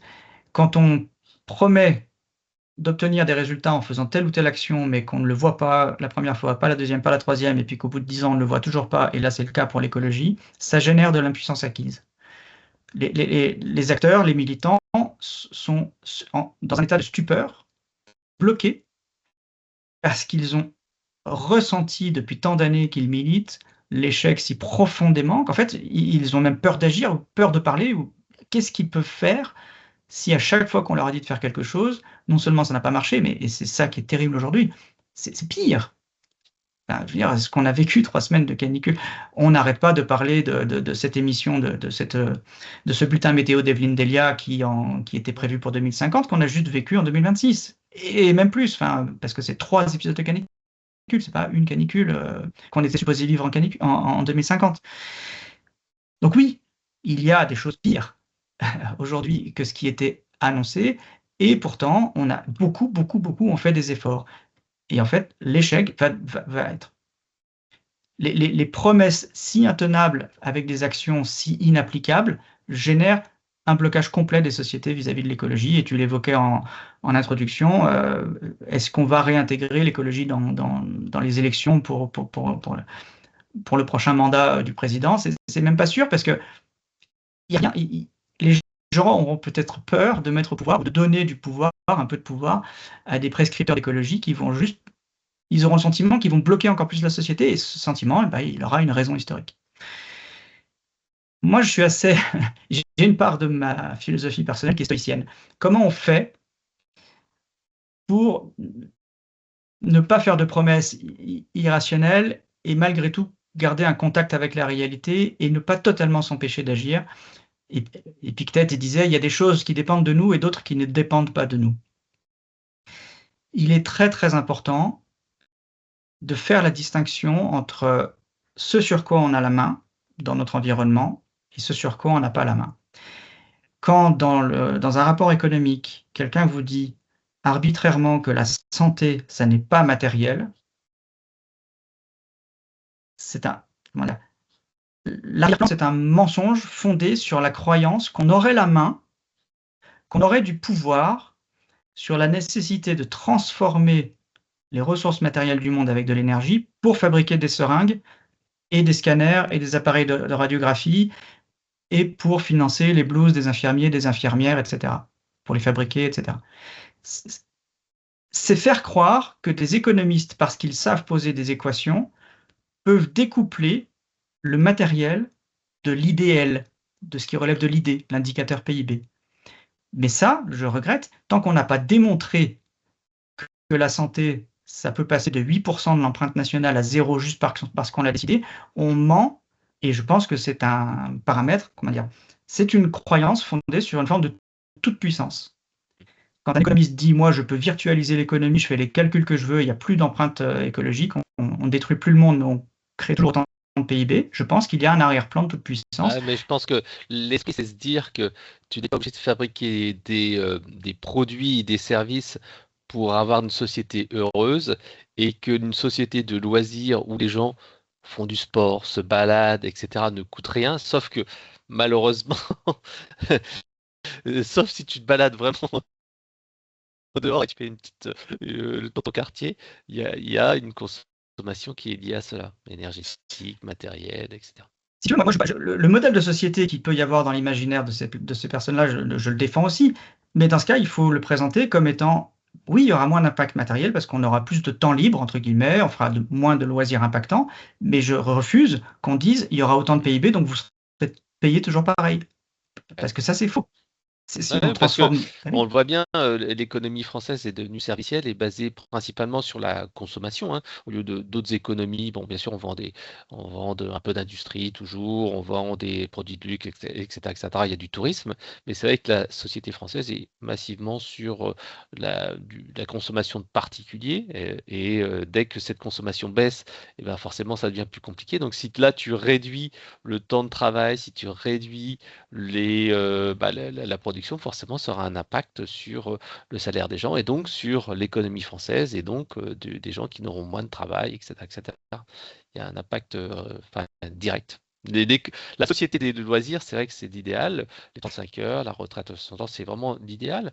Mais quelque part, ça nécessite d'avoir des moyens de financement, des matières premières, etc., etc. Je te rejoins totalement.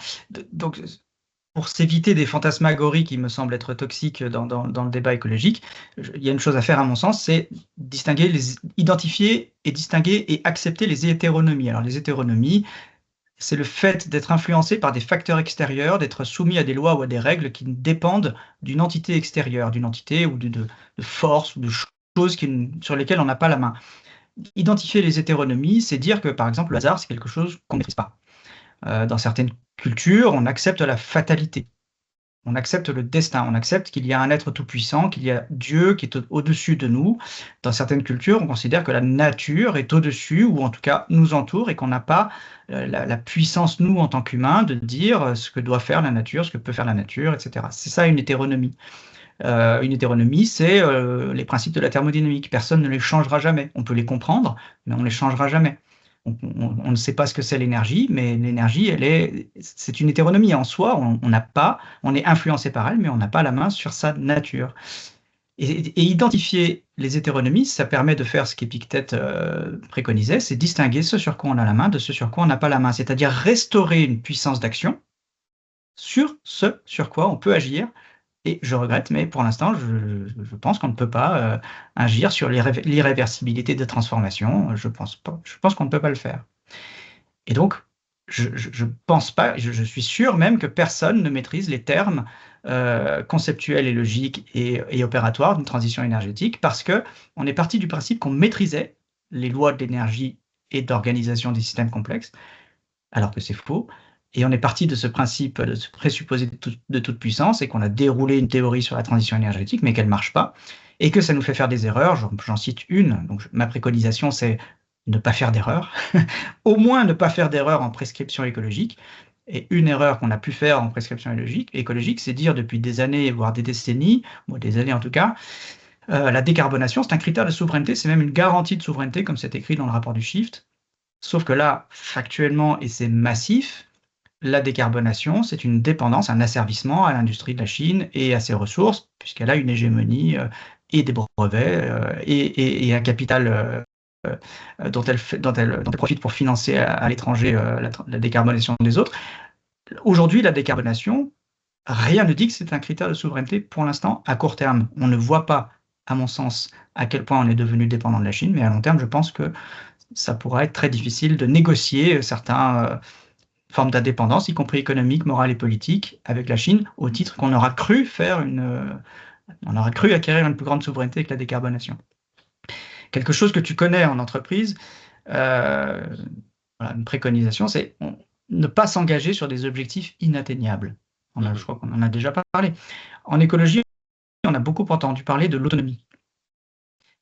Devenir autonome. Alors, autonome, c'est écrire soi-même les règles de son organisation, de son quotidien. Personne ne fait ça.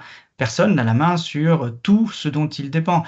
C'est très important, il y a l'autonomie, mais des objectifs inatteignables, ça peut être la robustesse, ça peut être renoncer sans faire de sacrifice. C'est des objectifs qui sont très beaux à énoncer, mais dans le concret, moi, je ne sais pas comment on devient autonome. Et bon, depuis 15 ans que je suis dans le milieu, je vois beaucoup trop d'échecs, parfois dramatiques sur le plan personnel, de personnes qui se sont sincèrement investies dans l'autonomie et qui se retrouvent à ne pas avoir vu les chaînes de dépendance que ces personnes-là avaient avec la société, dans des situations économiques et matérielles ou sanitaires dramatiques, et qui découvrent qu'en fait, il n'y a pas d'autonomie. Ils n'y sont pas parvenus, en fait. Et ça crée des déceptions immenses et qui sont traumatiques.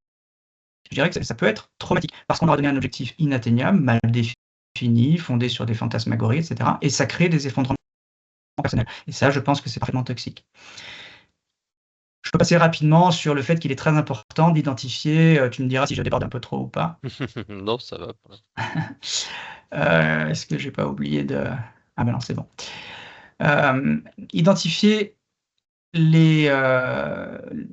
quand on s'engage dans un projet, si on n'a pas bien défini les termes et les objectifs, voilà, on risque de se donner des objectifs inatteignables et d'avoir une déception. Mais une fois qu'on y est engagé, et ben parfois on a du mal à revenir en arrière au titre des biais que tu connais, les coûts irrécupérables et qui engendrent une escalade d'engagement. Je sais que je parle beaucoup de transition énergétique, mais aujourd'hui, les coûts sont tellement irrécupérables pour les scientifiques au cœur des laboratoires qui travaillent sur le sujet qu'il leur est devenu impossible, ne serait-ce que d'envisager qu'au départ, ils n'ont pas posé l'hypothèse et pas testé l'hypothèse de la faisabilité de la transition énergétique. Mais c'est trop coûteux socialement, émotionnellement, personnellement, d'admettre qu'on n'a pas bien fait le travail au début, il y a 50 ans, et qu'aujourd'hui, on produit des modèles de transition énergétique qui sont forcément hors sol, puisque le substrat n'existe pas dans la littérature scientifique. Donc, identifier les risques d'escalade d'engagement et les coûts récupérables, c'est un moyen de ne pas tomber plus tard au risque d'un échec qu'on aura mal anticipé. Identifier, oh non, je vais pas parler de ces biais-là parce que je préfère qu'on ait un petit peu de temps de développer au sujet de quelque chose dont Elisabeth Fetty, pour sa chaîne Méta de choc, parle beaucoup. Albert Moukébert également parle beaucoup. C'est cet accablement de l'individu parce qu'il n'aura pas fait les bons choix, parce qu'il n'aura pas pris les bonnes décisions. On a vu tout à l'heure que on est avant tout un collectif qui s'échange des discours, des narratifs plus ou moins rationnels, mais l'individu, lui, il est porté par ce collectif. Et parfois, le collectif a tendance à lui dire, mais enfin, n'arrive pas à obtenir des résultats écologiques parce que tu n'as pas mis de pompe à chaleur chez toi, ou parce que tu continues à rouler en voiture thermique, parce que tu ne tries pas tes déchets, etc. On a tendance à l'accabler.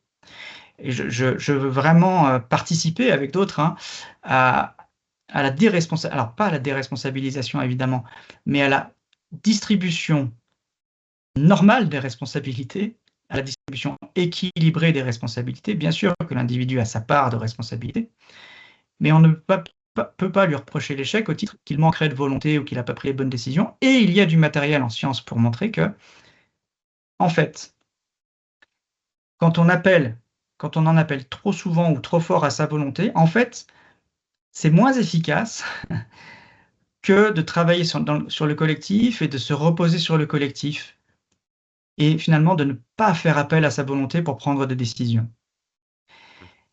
Les techniques d'emprise dans le développement personnel, dans certaines thérapies, dans certains modèles de thérapie psychologique, sont fondées sur la responsabilisation complète du sujet, sur le devenir qu'il aura dans sa démarche de développement personnel ou dans sa démarche de thérapie.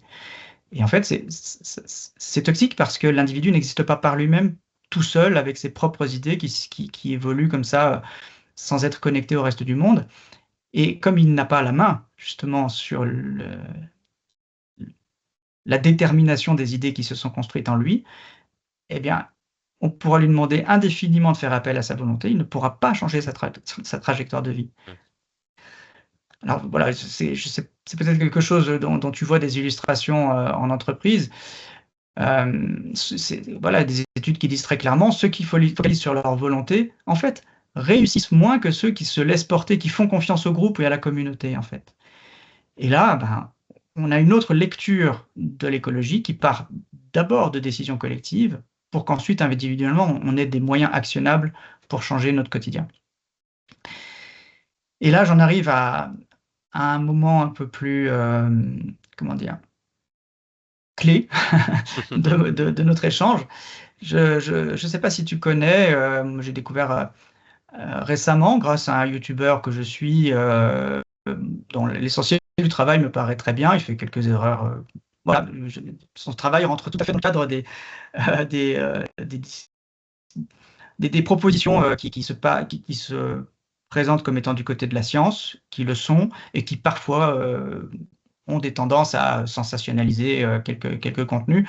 Non, Fabien Olicard est un youtubeur que je suis. Ouais. L'essentiel de son travail est très bon.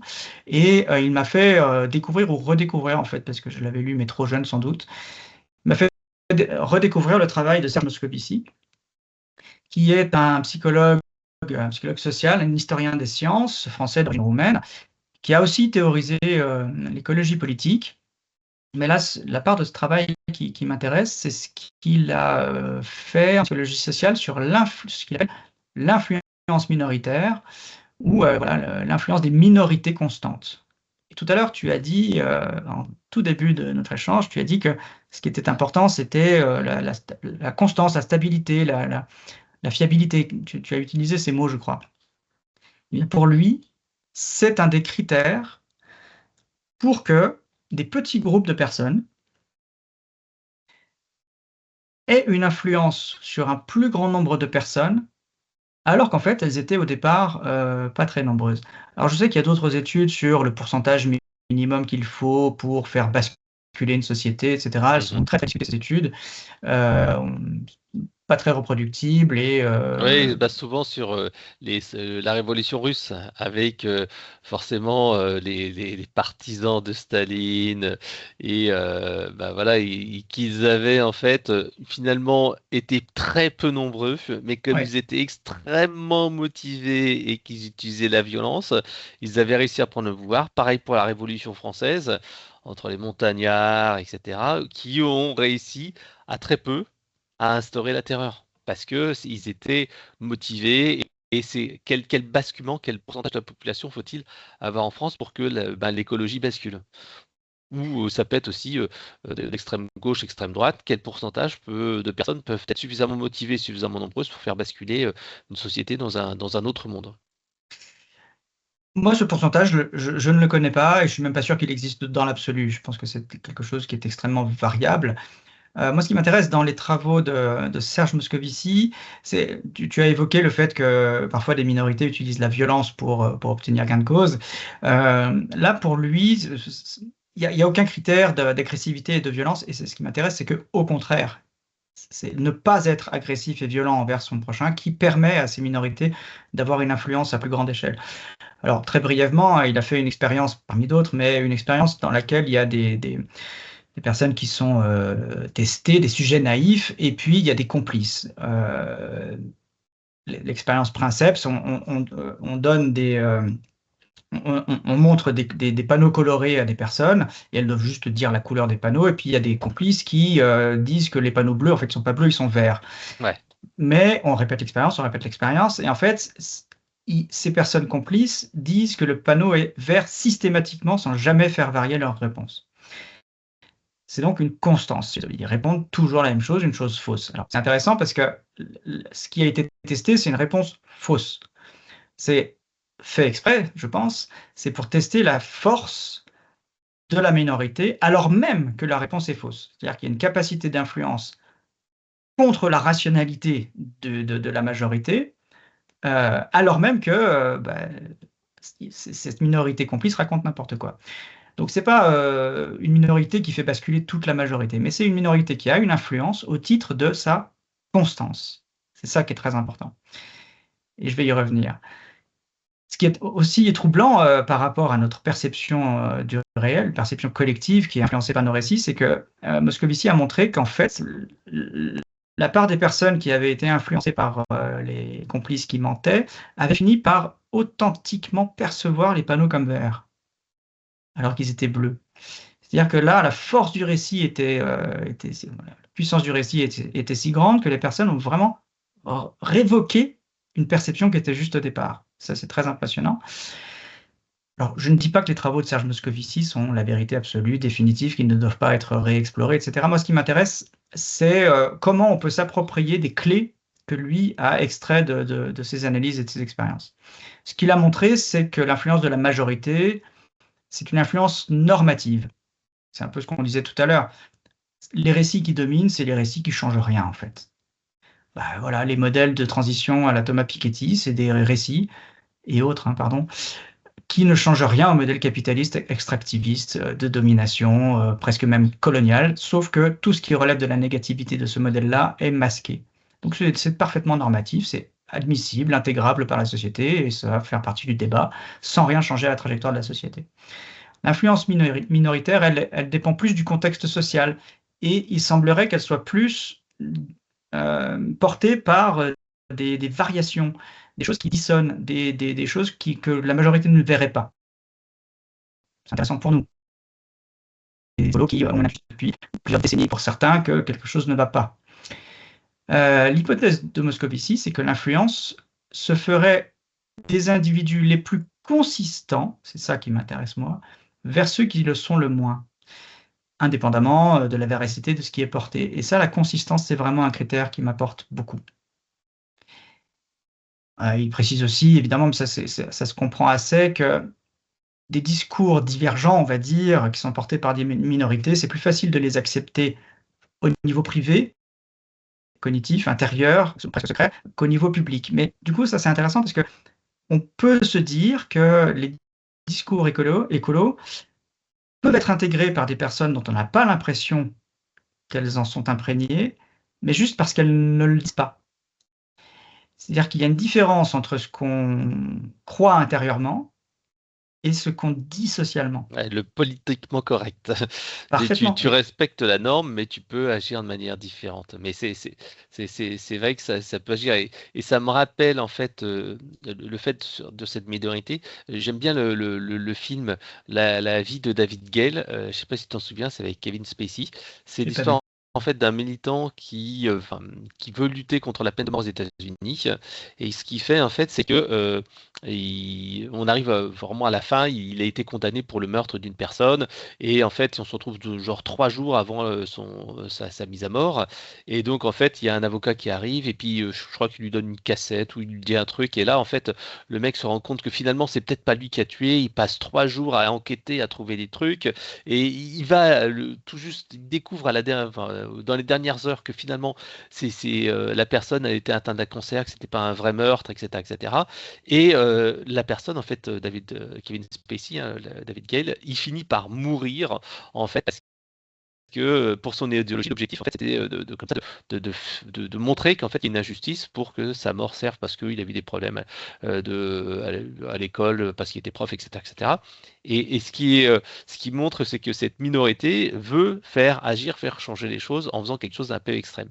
Alors, le twist à la fin de ce film-là, c'est qu'à la fin, on se rend compte que oui, la femme, finalement, c'est elle qui s'est tuée, mais on voit aussi que Kevin Spacey, c'était lui il était quand même présent lors de la mort de la fille. Enfin, Mmh. je te conseille de regarder ce film-là. C'est pas le meilleur film de l'année, mais ça Ouais. montre que certains individus qui sont une minorité peuvent influencer une majorité à condition d'avoir les bons leviers. Comme tu disais, il y a des choses qui marchent ou qui marchent pas.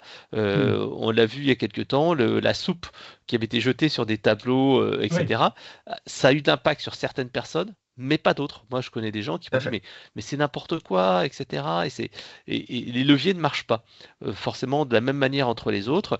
On a parlé de d'exemplarité, c'est de dire, bah, tu vois, tu fais des efforts. Moi, j'essaye, tu vois, de manger le moins de viande possible, sans pourtant être donneur de leçons, comme tu l'as dit, parce que donneur de leçons, ça va braquer certaines personnes, etc., etc., et pas être dans ce montre-là, mais montrer par l'exemple que finalement, on peut ne pas manger de viande tout le temps à tous les repas.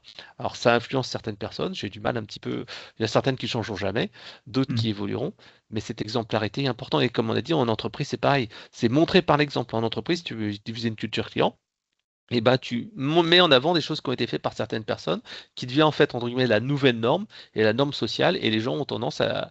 Et là, tu parlais tout à l'heure d'imitation. Ça me rappelle des vidéos, pas vidéo gag, mais vidéos, je crois que genre Patrick Sébastien quand on était petit, ou des trucs anglais, où il montrait en fait que dans une salle d'attente, en fait, il y avait une personne, il y avait deux personnes qui rentraient.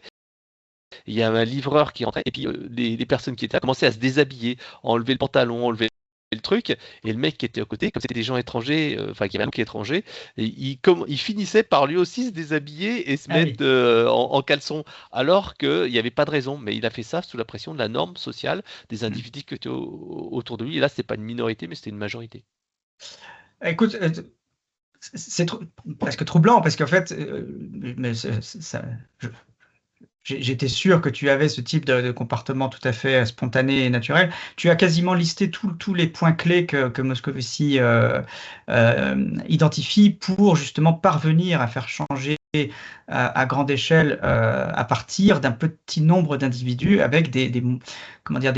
Même pas des stratégies, mais des postures, des attitudes, qui sont favorables à un changement collectif.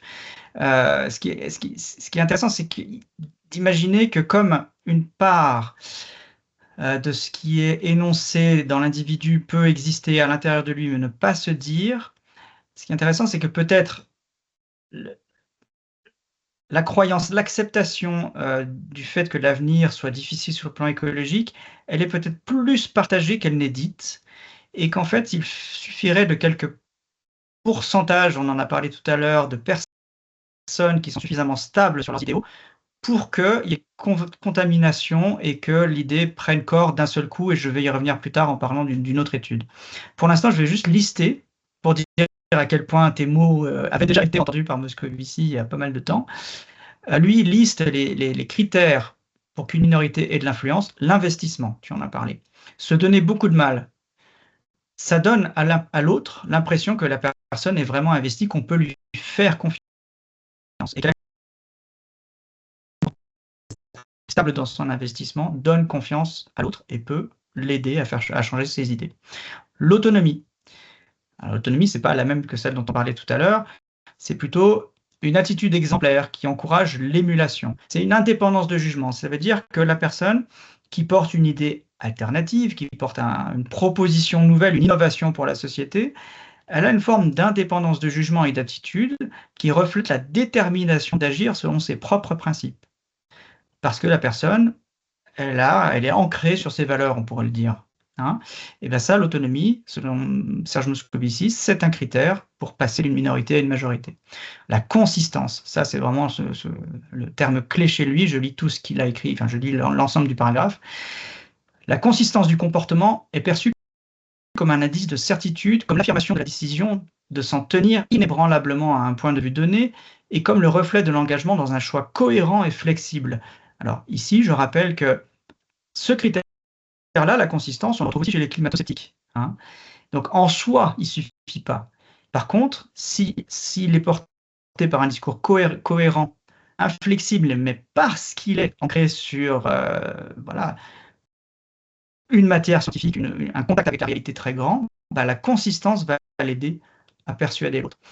Alors lui, il trouve que la rigidité, c'est un point clé, n'est pas un critère favorable à l'influence des minorités. Le comportement rigide peut être une cause de l'influence, mais il peut aussi être un obstacle. Le comportement rigide est symptôme de conflit, de refus d'accepter un compromis ou de faire des concessions. Oui, c'est les gens qui s'excluent par eux-mêmes et que tu ne veux plus inviter chez toi parce qu'ils sont trop extrêmes, quoi. Si t'es Exactement. trop végétarien, les gens vont Ah, dire mais j'en ai marre de l'inviter, il bouffe rien. précisément.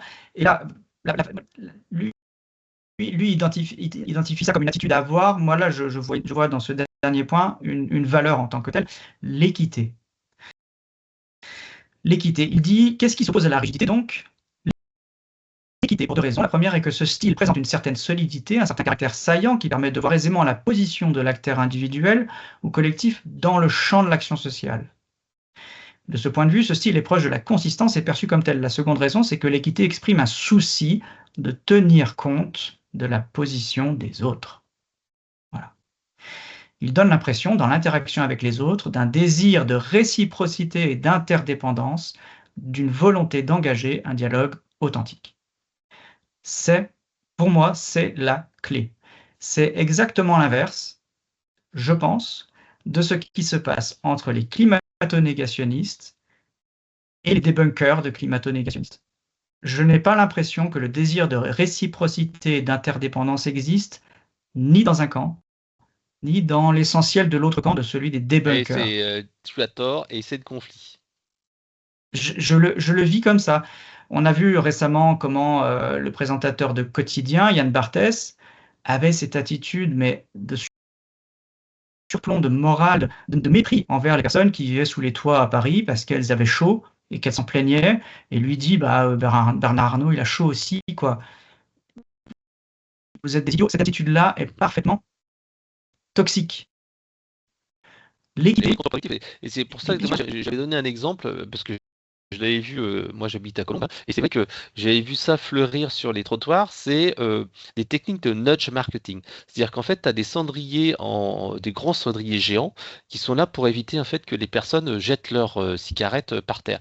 Et c'est une technique de nudge marketing, c'est-à-dire que tu mets une petite pousse pour influencer les gens sans aller dans le conflit. Le nudge, c'est un livre écrit par Richard Thaler et Cass Sunshine. Et ils expliquent en fait qu'avec des petites actions, on peut faire influencer le comportement des gens de manière positive sans faire de la manipulation, parce que tout à l'heure on a parlé de manipulation et on pourrait citer le livre de Robert Cialdini qui est bien. Et donc en fait, moi quand je vois sur Colombe, il y a ces gros cendriers géants et il y a ne mégotez plus, votez. Est-ce que vous êtes plutôt du matin ou du soir, et dans l'autre, soit tu mets ton mégot dans un, soit tu mets ton mégot dans l'autre, ou est-ce que vous êtes plutôt bicyclette ou trottinette? Donc, il y en a pas mal comme ça qui sont dessus, enfin qui sont sur les trottoirs. Et des études montrent que en mettant ce genre de cendrier-là autour des points où il y a le cendrier, on réduit à peu près de 8 points. On passe de 58% de gens qui déposent des mégots à peu près 50 et quelques pourcents avec la mise en place de ces cendriers. Donc en fait, c'est essayer de pousser quelqu'un vers une action à mettre en place.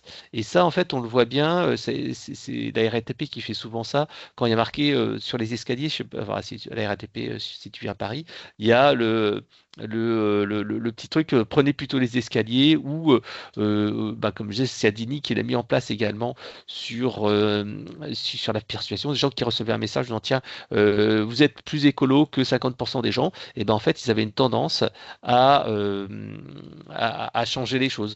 Moi j'avais mis également une autre fois une vidéo qui était vraiment intéressante où en fait il y avait une personne qui mettaient en fait des snacks, des petits gâteaux, etc., aux personnes qui venaient livrer leurs colis. Eh ben, ils avaient plus tendance à avoir des colis qui étaient déposés avec précaution, des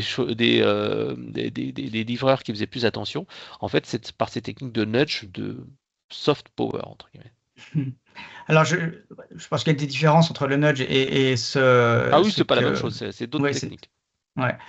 Mais alors, du coup, je n'ai pas exploré la question du nudge en écologie. Et peut-être qu'il faudrait faire Ah ben, je pense que c'est un des moyens. C'est comme, alors, je sais pas si tu connais cette personne-là. Moi, j'ai bien aimé. J'avais vu un petit texte il y a pas longtemps d'elle. C'est Catherine Eo. Alors, je sais pas comment si ça s'écrit comme ça. H-A-Y-H-O-E. Catherine Eo. En fait, qui racontait que elle en avait marre de ne pas en fait toucher les politiciens parce qu'elle présentait des chiffres comme toi. Tu as dit rapport Meadows, écologie, 2 degrés, machin, 4 degrés, mon vivable, et ça ne marchait pas jusqu'au jour où en fait elle a été, bon, je l'ai lu il y a quelque temps, hein, mais c'est ça qui m'a fait réagir, c'est qu'en fait elle disait ça ne marchait pas jusqu'au jour où j'ai présenté pour certains politiciens donnés l'impact que ça avait dans leur vie à eux. C'est-à-dire que leur maison était près de l'eau et la montée des eaux, ça allait faire en sorte que leur maison allait sous l'eau. Leur fait que ils étaient dans des zones où il y allait avoir des perturbations d'eau parce qu'il y allait avoir le climat qui allait désertique qui allait remonter. Et c'est ça qui avait fonctionné. C'était non plus rester sur des chiffres qui étaient globaux, mais montrer sur des choses qui étaient individuelles et liées à eux, à leur quotidien, à leur propre vie, quoi. Oui, c'est bien sûr. Vraiment, là, tu viens d'énoncer un critère d'équité. C'est-à-dire il faut savoir se mettre. Alors, c'est pas une question de niveau, mais c'est plus une question de théorie de l'esprit. Savoir se mettre à la place de l'autre, de ce qu'il ressent, pour intégrer sa demande et toutes les contradictions qu'il peut y avoir dans sa demande, pour qu'à partir du simple moment où la demande est entendue, elle puisse être médiée. En fait, si on commence par rejeter l'autre dans une perspective de changer quoi que ce soit, ça ne peut pas fonctionner. C'est ça l'équité. C'est intégrer que on a peut-être l'impression d'être du bon côté des choses, mais concrètement, l'évolution, elle s'en fiche de savoir que tel ou tel est humain est du bon côté selon lui. L'évolution, elle avance et nos sociétés, manifestement, elles avancent dans la destruction de leur milieu. Et ça fait pas de morale. La destruction du milieu, elle est amorale. Donc, dans ce grand mouvement destructeur, l'évolution se fiche de savoir que Vincent Mignereau, Frédéric Canevet, du bon côté de la morale ou pas, selon leur point de vue. Mais, en revanche, que toi, moi et nos collègues de l'écologie cessent de considérer que l'autre est nécessairement dans le faux, l'irrationnel, dans le tort existentiel, ça, c'est une façon de retrouver la possibilité d'avancer ensemble. Voilà. Ouais, J'imagine que mais d'aucuns entendront une grande naïveté dans mon propos, mais c'est pas grave. Ouais, mais je te rejoins parce que à chaque fois, en fait, là, ça me fait repenser à la Seconde Guerre mondiale avec l'époque de la collaboration. Tu vois bien qu'il y a eu quelques pourcents des gens qui sont mis à lutter contre les Allemands, l'occupation des nazis, etc. D'autres qui ont collaboré. Finalement, il y en a eu très très peu qui ont agi. On voit le film de Gaulle, Jean Moulin, etc. Mais c'est très peu de gens, Hmm. alors que la majorité des gens sont restés en fait suiveurs. Et pourtant, certaines personnes ont influencé de manière considérable le destin de la France à ce moment-là. Donc, comme tu as dit, peu de gens, des minorités peuvent influencer fortement le débat. À chaque fois, à la Seconde Guerre mondiale, ça s'est joué à peu de choses près qu'il y ait finalement un gouvernement qui soit en exil ou pas, qui est euh, voilà, ça se joue parfois à peu de choses, à quelques attitudes. Alors, il nous reste peut-être 5 petites minutes. J'ai terminé. Je voulais juste justement parler d'une dernière étude. Là aussi, c'est un youtubeur que je suis, que j'aime beaucoup, qui s'appelle Mehdi Moussaïd, qui tient la chaîne Fulloscopy.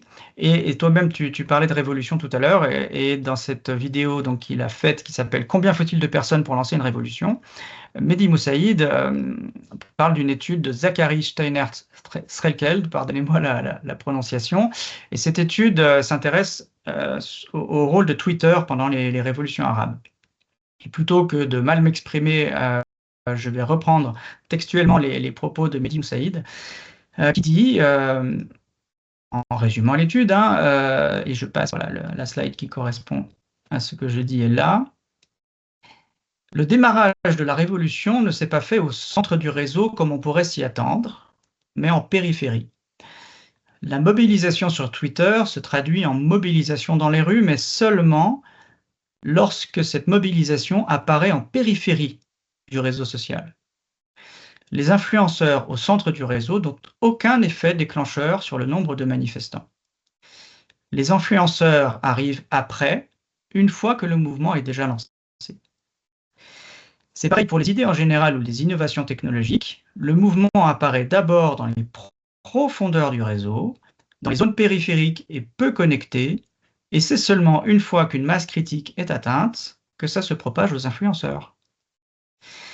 Pour déclencher une telle propagation et un effet d'emballement, il ne faut pas des influenceurs, mais un maillage très dense dans lequel les gens ont des amis, qui sont eux-mêmes amis les uns avec les autres. C'est ça qui engendre un renforcement social.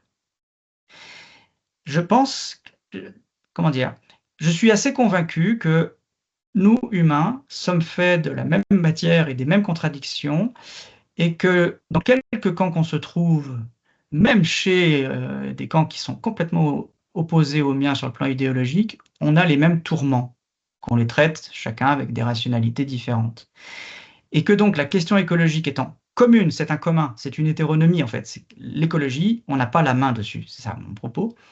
Comme c'est un commun et qu'il nous tourmente tous de la même façon, la seule différence c'est qu'on y répond différemment.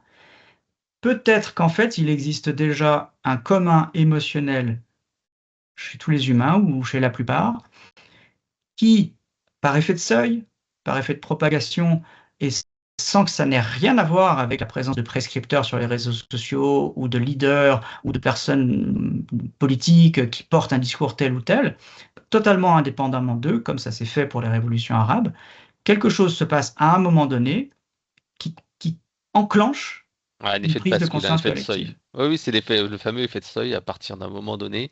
En fait, t'as un effet de bascule. Quand tu fais Voilà. suffisamment bien les choses pendant un certain temps, à ce moment-là, ben, tu as un effet de bascule, alors que jusqu'à présent, ça marchait pas. C'est comme l'eau, faut que ça passe 100 degrés pour que ça commence à faire des bulles. En dessous, t'as pas l'effet. C'est un peu comme le livre Mille True Fan, enfin le concept Mille True Fan, c'est quelqu'un qui dit que, ou même le livre Tribu de Seth Godin en marketing, qui indique que bah, si tu peux réussir en ayant un cercle de fans ou de clients qui soit le minimum, et ça en fait ça peut te servir, et c'est une fois que tu as cette cercle de tribu qui devient en fait la base pour pouvoir aller convaincre d'autres personnes. La théorie encore des liens faibles, Marc Gravanotter, qui dit que c'est ceux qui ont des liens les plus faibles avec toi qui font en fait que ça va te permettre de vendre plus de choses. Nous, en marketing, moi je dis toujours, c'est pas tes amis, c'est pas ta famille, c'est pas quelqu'un qu'on connaît personnellement qui va en fait te permettre d'avoir du business. J'ai des liens faibles, c'est des gens qui te connaissent un petit peu, qui te connaissent sur les réseaux sociaux, qui t'ont croisé une fois qui vont te permettre de générer du business. Tout ça, c'est pas le lien fort, c'est pas ta famille, c'est pas ton frère, ta sœur, mais c'est plutôt tes liens faibles. Voilà, mais Mehdi Moussaïd cite effectivement le travail de Mark Granovetter dans sa vidéo, donc vous êtes raccord à propos de l'effet de seuil. Moi, ça me permet d'avoir des ancrages scientifiques, de psychosocial, de sociologie, pour nous rassurer tous sur le fait que c'est sûr qu'on a le sentiment d'être très seul et le réel est effrayant, mais en fait, on n'est pas si seul. On ne sait pas qu'on n'est pas si seul pour l'instant, mais peut-être qu'on a quand même un maillage qui un jour servira à quelque chose. C'est ma conviction qui est assez ancienne et je la tiens encore. Ah oui, je suis d'accord avec toi. Et je pense que ça, le mot à retenir, c'est qu'il faut se mettre en réseau, il faut s'associer. C'était ce que je disais dans mon bouquin. Être tout seul, malheureusement, tu finis par déborder. Et je cite toujours le proverbe africain, seul on va plus vite, à plusieurs on va plus loin. Et donc il faut absolument être en réseau, travailler, se soutenir et faire en sorte que finalement par effet de porosité entre les idées, on arrivera à convaincre au final. Le problème pour moi, c'est plutôt cette question de temps. Est-ce qu'on a encore le temps ? C'est une question vraiment à laquelle je n'ai pas de réponse, ou alors la réponse est de celle que je ne préfère pas voir. Bon, alors ça reviendra à ta première slide qui est le rapport Meadows avec le graphique 2030. Et finalement, c'est la boucle qui fait la boucle, c'est se dire est-ce que nos efforts, notre réseau individuel et notre travail d'évangélisation à chacun sur nos contacts, nos proches, finira par donner quelque chose. Ouais. Très très bien, tu fais bien de me remettre sur ces slides. Une phrase de conclusion. Il y a des choses là-dessus sur lesquelles on n'a pas la main. Voilà, c'est les ressources, c'est inéluctable, il y en aura de moins en moins. Par contre, on a la main sur notre gestion politique des courbes en cloche. Voilà. Ce qu'on peut faire ensemble là, c'est ne pas entrer dans un monde d'hyper-violence, ir au plus haut niveau de l'État sur la description du réel. Ça, on a la main dessus. Sur la consommation de ressources par rapport au PIB, non, peut-être pas. Mais sur le politique, oui, peut-être. Voilà, peut-être une ouverture. Bon, merci Vincent. Merci pour cet échange qui était comme d'habitude extrêmement riche, extrêmement intéressant et surtout très très bien documenté. Merci pour tout et puis on se retrouve pour une prochaine échange ensemble. À bientôt. Ouais, c'était un immense plaisir. À très bientôt. Au revoir. Au revoir.